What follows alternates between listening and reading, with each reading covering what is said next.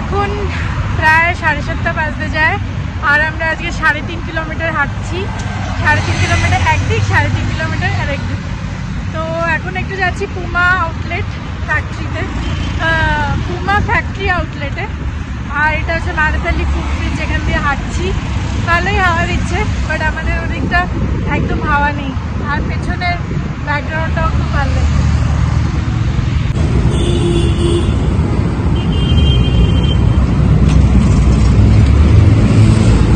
দেখো এটা কি সুন্দর বানিয়েছে, সাম জুয়েলার্স, মন্দাওয়া জুয়েলার্স।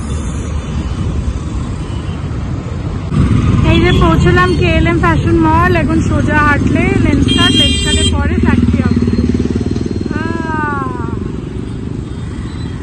এটা পুরো মারাথালির मेन सेंटर पॉइंट है, क्रॉसिंग है। ये देखो शुभदीप भैया, ये KLM, ये रास्ता और ये हमारा फुट ब्रिज। आपको ये बीच वाले रास्ते से आना है, जो ये ऐसे कनेक्ट करता है। मैं आपको दिखाती हूँ। ये वाला जो रास्ता है, ये देखो राइट घूम रहा है। कौन राइट घूम रहा है? घूम ही नहीं रहा है कोई राइट, बट मैं आपको दिखाती हूँ, घूमेगा। ये रहा घूम रहा है राइट, ये देखो ये भी घूम रहा है, ये यूटर्न ले रहा है, ये भी घूम, वो राइट घूम कैसे जा रहा है? ये सिग्नल है, ये यूटर्न ले रहा है। यहाँ तो कोई बैरिकेड है ही नहीं। कहाँ है बैरिकेड? कैसे होगा बैरिकेड मेन रोड पे? वो जो ऑटो खड़े हैं वो वाला रास्ता।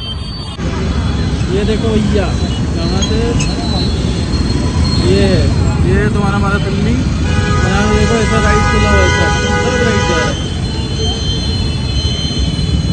পরপর আউটলেট আছে, এটা রিবকের, এটা ফরএভার 21 এর। अरे अरे अरे पहले पुमा चलते हैं।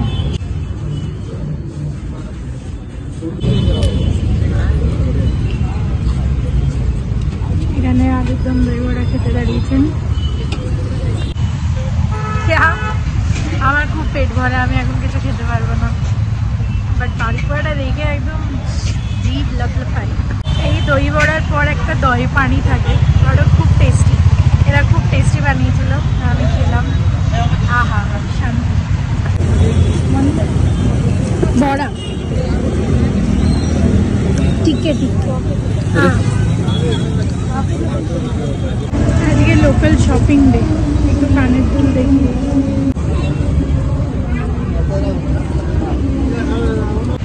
আজকাল কিছু পছন্দই হয় না। সেই নিউ মার্কেটের কথা মনে পড়ছে, নিউ মার্কেটে যেতে হবে।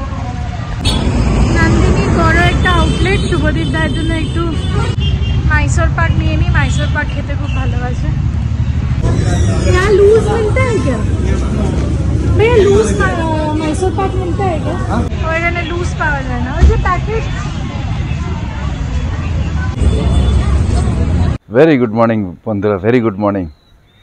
অনেক মাস পরে, 2 মাস, 2.5 মাস, 3 মাস হয়ে গেছে। তারপরে এই সকালে শ্রাবন্তীর ধাক্কাতে, মানে শ্রাবন্তী রোজই বলছে যে চলো যাও যাও হাঁটতে যাও সকালে বা বিকেলে, ঠিকই বলছে। আমার তো একটা খুব ভালো প্র্যাকটিস ছিল। এইটাই বোঝা গেল যেন যদি যে ডিসকন্টিনিউ কোনো জিনিস করি, যতই ভালো হোক, ডিসকন্টিনিউ কিছু দিনের জন্য করে দিলেই মাইন্ড বলে আর ওটা করতে হবে না। এবার যখন ওটাকে স্টার্ট করা হয়, মাইন্ড খুব রেজিস্ট করে, আজ না কাল, আজ না কাল, আজ না কাল, খালি কাল কাল কাল কাল কাল। যাই হোক, ওই মাইন্ডটাকে মানে সুপারসিড করে, ক্যাপচার করে, নিজে পজিটিভ অ্যাফার্মেশনস করে, পজিটিভ বলে নিজের ব্যাপারে ধাক্কা মেরে ওই কাজটা করতে হবে, শুরু করতে হবে। 1 দিন 2 দিন 3 দিন এটা হবে, 4th ডে থেকে তারপর শিডিউলে এসে যাবে, মাইন্ড বলবে এইটাই করো। সেটাই আমার সঙ্গে হয়েছে, আর সেটা সব তোমাদের সবার সঙ্গে হয় হয়তো।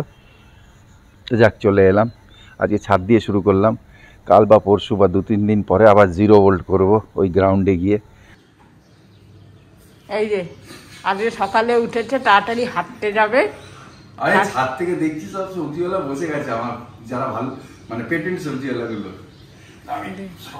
কত সবজি নিয়ে এসছো তুমি? আরে না না, কত সবজি না, এইটা তুমি বলেছিলে, এইটা এই সময় ফ্রেশ পাওয়া যায় না, এই যে সলিড উইদাউট রং। তারপরে এই যে ও বলছে নিচে ফুল গায়ে চুল, একদম টাটকা, ঠিক আছে, আর সলিড একবারে দেশি পেঁপে, ঠিক আছে, আর ঢেঁড়স তো আছেই আমার পেটে, এক গাদা ঢেঁড়স রয়েছে, খাবো, আমি খেয়ে নেবো। আর এইটা এনেছি 4.5 কিলো, সকাল সকাল বাজে সলিড 6:15 বাজে। ছাদ থেকে দেখছি বসেছে আমাদের লোকেরা, ওরা সকাল সকাল বসছে, তাড়াতাড়ি কাজ করতে বলে করতে হবে। আমি চলে গেলাম, আমি সকাল সকাল আগে নিতাম, তো খুব ফ্রেশ পাওয়া যায় জিনিসগুলো। এখন বাজে 6:15। চলো মোটামুটি বাজার হয়ে গেল, পরে আবার দেখবো। সবজিগুলো সব সকাল সকাল ধুয়ে দিলাম। এখন বাজে 8টা, আমাদের এক্সারসাইজ হয়ে গেছে, চা সবজিগুলো সব ধুয়ে দিলাম, চা ভিজিয়ে দিয়েছি, দিয়ে এখন ডাস্টিং করব। কেন কি আরতি সকাল সকাল আসবে বলেছে, 8:30টায় আসবে বলেছে, তাই জন্য ও আসার আগে সব ডাস্টিং করে নিই, তারপর চাটা খাবো। চাটা তো সবে ভিজিয়েছি, ওটা একটু ভিজতে ভিজতে ডাস্টিং হয়ে যাবে, তারপর চা খাই। আর এই ওয়েদারটা সকাল থেকে পুরো মেঘলা মেঘলা, একদম রোদ নেই, গরম তো আছেই, এখন তো গরম পড়বেই, তবে সেরকম না। তো চলো চাটা ভিজুক, আমি ডাস্টিং করে নিই। আজকে সকাল সকাল মোটামুটি হয়েছে সবই। ও গিয়ে সকাল সকাল হাঁটতে গেল ছাদে, ও বললো আজকে থেকে হাঁটা শুরু করি, কেন এখন তো ঠান্ডাটা চলে গেছে, এখন হাঁটাটা দরকার। আর আমি সকালে হাঁটি না এই কারণে, সকালে হেঁটে তারপরে 1 ঘন্টার মতো 1 ঘন্টা 1.5 ঘন্টার মতো এক্সারসাইজ করে তারপরে আবার ঘরের কাজকর্ম করলে না আমার বেশি লোড পড়ে যায়, মানে পরপর পুরো লোড পড়ে যায়, তখন কোমরে পেন হয়। তো সেই কারণে একসাথে এত লোড আমি নিতে পারি না, মানে সেই জন্য সকালে আমি এক্সারসাইজ করি, বিকালে হাঁটি, ওটা ঠিক আছে। আর যেদিনকে মনে করি চলো আজকে সকালে হাঁটবো, হেঁটে তারপরে এক্সারসাইজ করবো, তারপরে এক্সারসাইজ করে এমনি হলে ঠিক আছে, তারপরে দাঁড়িয়ে দাঁড়িয়ে অতক্ষণ রান্না করতে হয়, ওই সেই ভ্যারাইটি তো করতেই হয় একটুখানি, যাই হোক তাতে লোডটা অনেকটা পড়ে যায়, সেই কারণে আমি করি না, কেন এক্সারসাইজ প্রায় 1.5 ঘন্টা করি, ওই কারণে। চলো হ্যাঁ ডাস্টিংটা করে নিই ফটাফট, ও এসে যাবে আবার।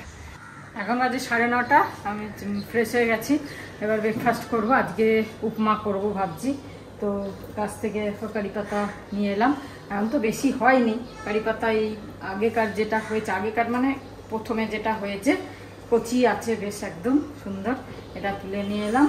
আর বাকি তো ছোটো ছোটো হয়েছে, কয়েকটা আরও বড় পাতা আছে, এগুলো থাক, আর বাকি এখন ছোটো ছোটো হচ্ছে, ওগুলো হোক, বড় হবে আস্তে আস্তে, এই 1 মাসের মধ্যে, 1 মাসও না 15-20 দিনের মধ্যে বেশ ছড়িয়ে যাবে। আর একটা দেখছি ডাল বেরোচ্ছে, মানে চারা বেরোচ্ছে পাশ দিয়ে, দেখা যাক, ভালোই হচ্ছে কারি পাতা গাছটা। তো চলো উপমাটা বানিয়ে নিই। চলো হয়ে গেছে আমার উপমা করা।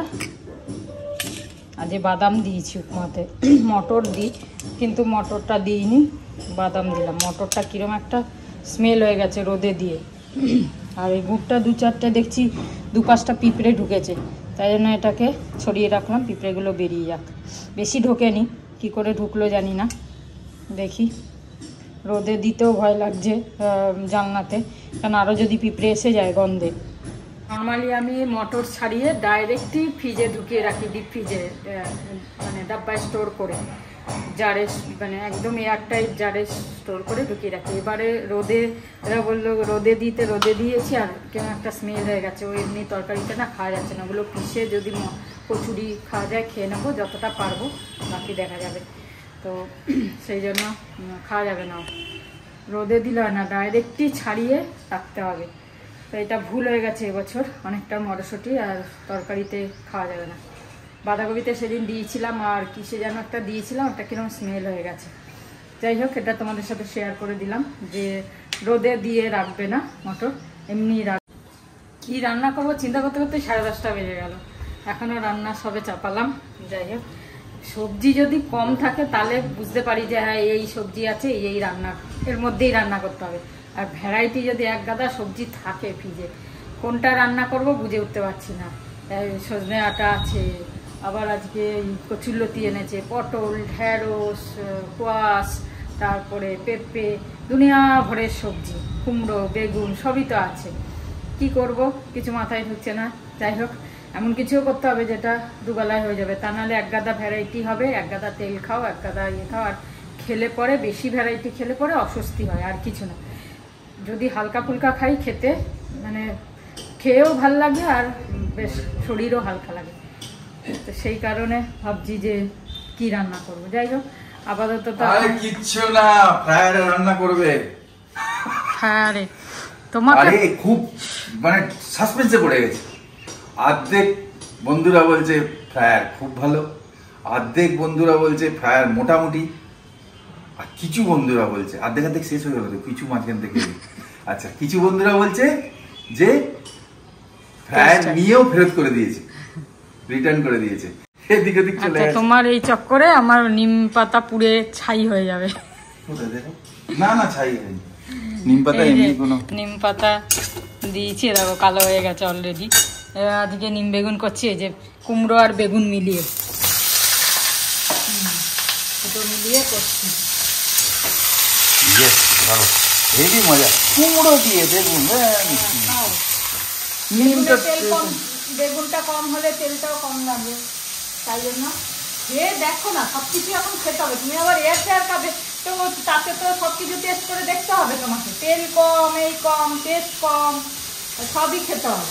হেলথ ভালো হেলথ ভালো রাখতে চাও তো নয়, হেলথ নিয়ে পড়ো আর নয় টেস্ট নিয়ে পড়ো, মাঝামাঝিতে হবে না। যতটা পারি তেল কমই দিই, টেনে টুনে যতটা হয়। এ তো আমার চেহারা থেকে বোঝাই যাচ্ছে কত টানছো তুমি। তোমার চেহারা তুমি নিজে বানিয়েছো, চিনি খেয়ে খেয়ে। 4 কিলো তেল লাগছে মাসে। হ্যাঁ, 4 কিলো তেল। হ্যাঁ, মুখের অবস্থা। আমি রান্না করি আমি জানি না, তুমি আমাকে বলবে 4 কিলো আমি তেল লাগে। কিনি, আমি জানি না। তুমি কেন? হ্যাঁ, সঙ্গে আমি যাই, সঙ্গে যাই আমি হোক, যাই, তাহলে আরে কার্ড তো আমাকেই দিতে হয়। সেটা তো আলাদা কথা, সেটা না, আমি জানি কতটা কনজাম্পশন মানে কিনছি। এবার তো তুমি রান্না করবে, তুমি নিজে বুঝো। না না, সেসব না আছে, ঠিক আছে বাবা, তুমি জানো। তুমি 1.5 কিলো কিন্তু 10 কিলো খরচা রান্না আমার মাথায় ঢেলো না, চুপচাপ থাকো, করতে থাকো। 10 কিলো তেল খরচা করে দেবে যদি ইয়ে হয়। হ্যাঁ, আমি তো চুবিয়ে করবো, ওরকম জ্বালিয়ে তো করবো না, কোয়ালিটি জিনিস বানাবো। আমি তো এই ঠিকঠাক চেহারাটা বানিয়েছি তোমাকে, আগে তো সেই গুব্বারের মতো ফুলের ছিলে। চুপ করো। আচ্ছা ভাই, কালকে মারাত্মক জিনিস দেখলাম যে রেস্টুরেন্টে বড় থেকে বড়, ছোট থেকে ছোট, তারা নাকি বাঁচা খাবার ফেলে দেয় না, মানে জানি না, এটা আমার বিশ্বাস হচ্ছে না। তার কারণ এরকম বড় বড় আরে হোটেলে নোংরা গুলো না, যেগুলো ভালো আছে, ধরো ডাল মাখানি নিলে 2 চামচ খেলে রেখে দিল, অনেকে নিয়ে আসে না, আমাদের মতো কে বেঁধে নিয়ে আসে, খুব কম লোক, ওইটাকে নাকি আবার রিইউজ করে দেয়, নতুন রান্না করার সময় রিইউজ হয়ে যায়। সবাই কি আর ফেলে আসে? রেয়ার কয়েকজন। ওটা আমি কোন শেফকে জিজ্ঞেস করতে হবে। না না, সিরিয়াস লোক বানিয়েছে, মালিক। কেউ মালিক কিনা তুমি জানো? আমি জানি না, তাহলে কে কাকে চেনে এখানে? গ্যারান্টি আছে সে মালিক? কি গ্যারান্টি আছে যে তুমি ঝুটা খাচ্ছ না? দেখো আর যাতা মাথায় ঢুকিয়ে নাও। না না, মাথায় ঢুকিয়ে নাও, এগুলো ইনফরমেশন, কিছু ইনফরমেশন ভালো, কিছু খারাপ, আর কিছু মন্দ, যেরকম বুঝে নাও।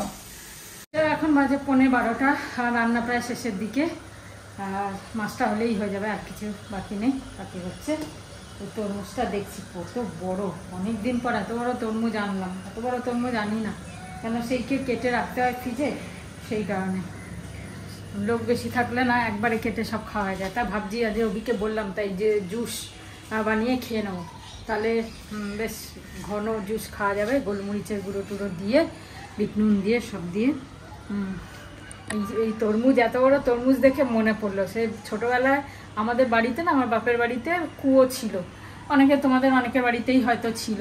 এই কুয়োর মধ্যে বাবা মানে তরমুজ এনে, বড় বড় তরমুজ আনতো, বা কাকা জ্যাঠা যেই আনতো তরমুজ আনতো, আর এনে সব কুয়োতের মধ্যে ফেলে দিত। আর যখন ঠান্ডা, কুয়োর জল তো ঠান্ডা থাকে না সব সময়, সেই কুয়োর মধ্যে ফেলে দিতে। যখন আমরা দুপুরে খেতাম ভাত খাওয়ার পর, যখন তরমুজ মা কাটতো বা কাকিমারা কাটতো, কেটে খেতাম, সেই তরমুজ বালতি দিয়ে তরমুজ তোলা হতো, তুলে আবার কেটে সব পিস পিস করে খাওয়া হতো। বাড়ি ভর্তি লোক, তো একটা তরমুজ কাটলেই সবার একবারে হয়ে যেত।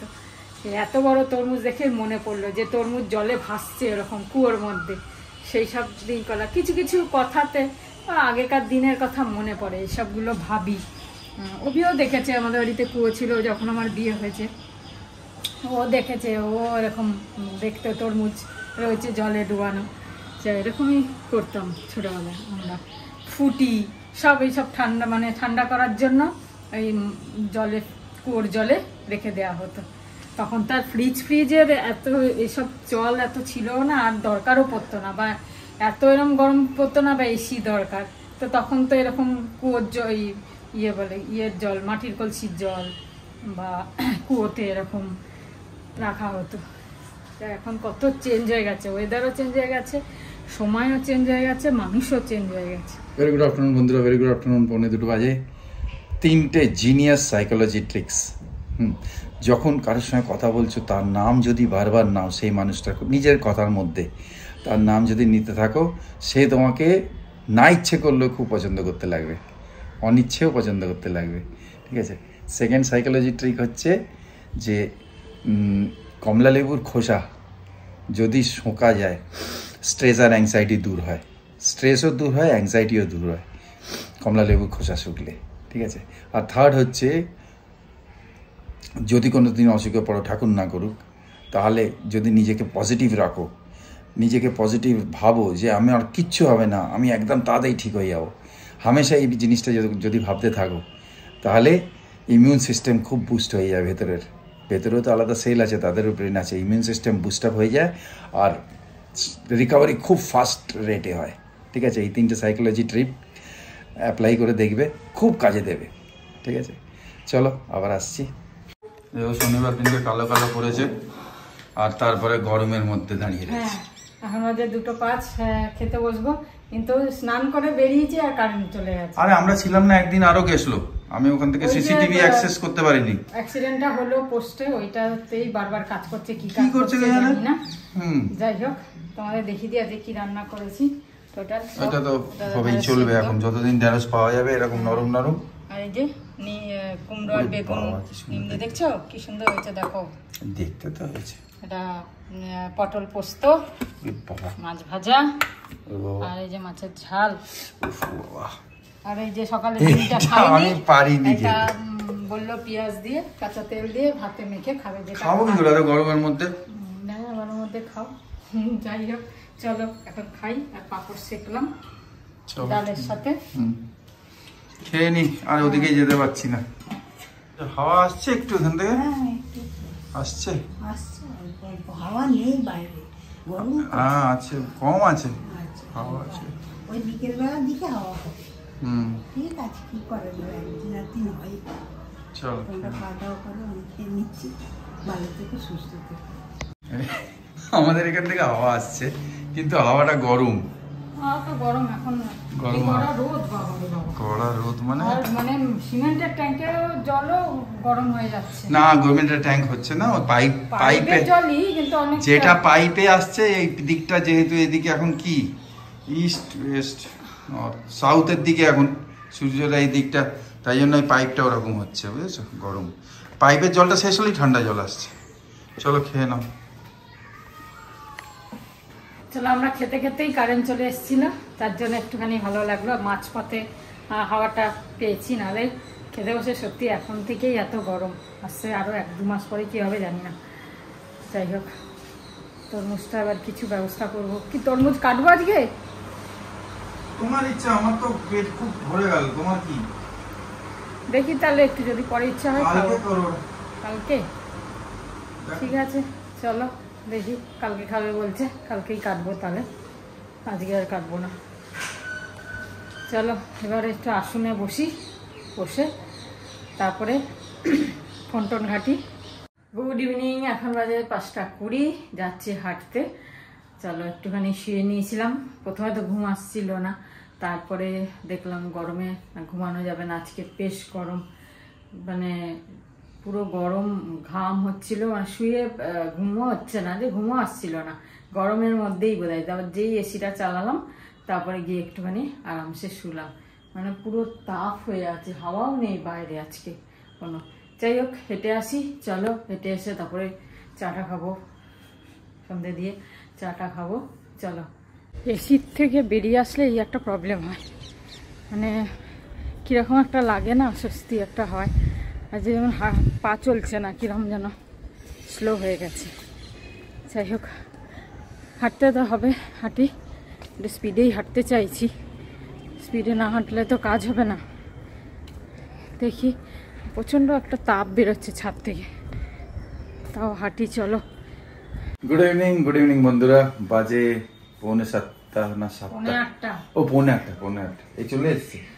ঠিক আছে, এই একটু যাই, চাটা খাওয়া গেল, হাঁটতে যাই, তারপর হাওয়াটা খুব সুন্দর দিচ্ছে, তাই বললো চলো একটু হেঁটে আসি। হ্যাঁ কালকে 2-1টা জিনিস পাইনি, সেগুলো আজকে আবার যদি নিয়ে আসতে পারি নিয়ে আসি। হাঁটি আর কি করব। হ্যাঁ, ঘরে বসে থাকার থেকে এখন ভালো একটু বাইরে বেরানো। আর একটা জিনিস নিয়ে এখন দেখতে হবে, দেখিনি পুরোটা আজকে, কি মাইক্রো ওভেন আর এয়ার ফ্রায়ারের ডিফারেন্সটা কি। হ্যাঁ তুমি দেখবে বললে, দেখেছি কিছুটা, বলছে মাইক্রো ওভেনের ওই কাজই হয় যেটা এয়ার ফ্রায়ারে হয়।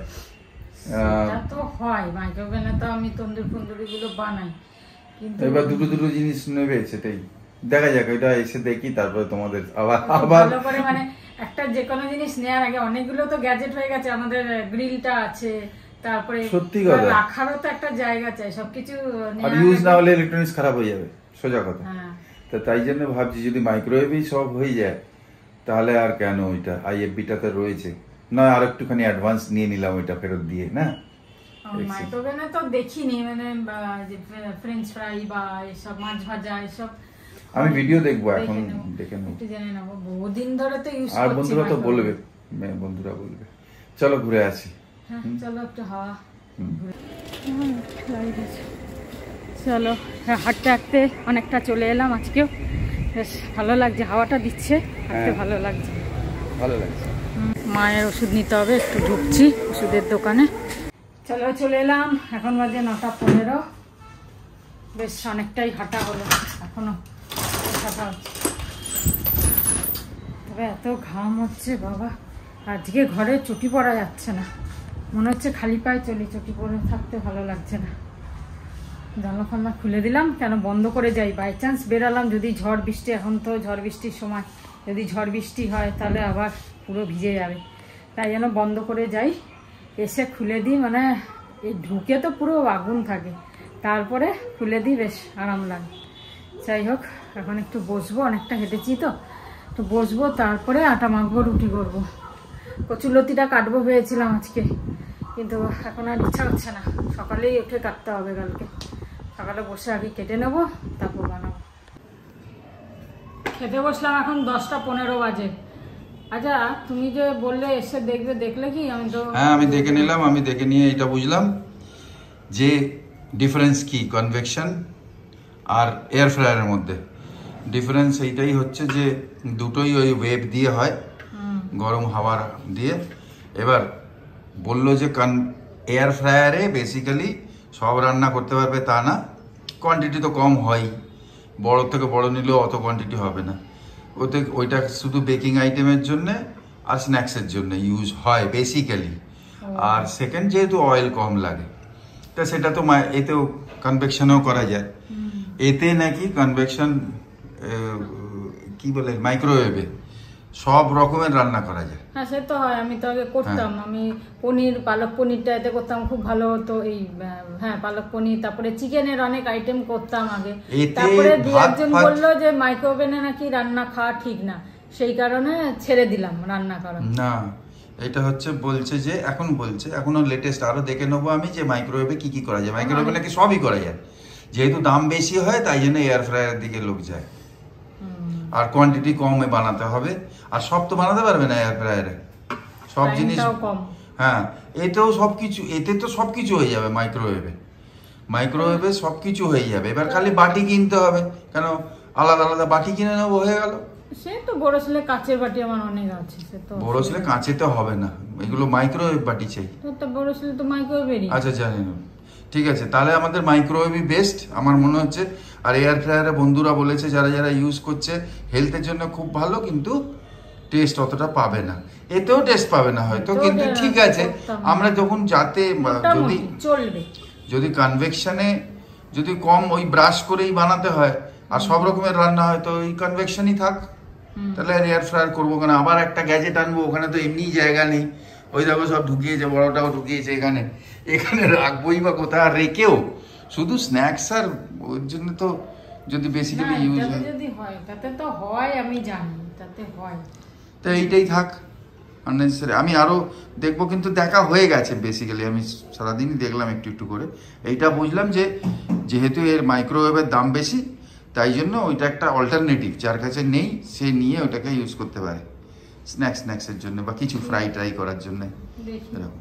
ঠিক আছে, চলো, থ্যাংক ইউ সো মাচ, তোমরা সাজেশন দিয়েছো, সবাই মিলে ভালো সাজেশন দিয়েছো, খুব সুন্দর লিখেছো। আর দু একটা রিপ্লাই তুমি দিয়ে দিও, অনেক মন দিয়ে লিখেছে, হেল্প করার জন্য, আমাদের গাইড করার জন্য।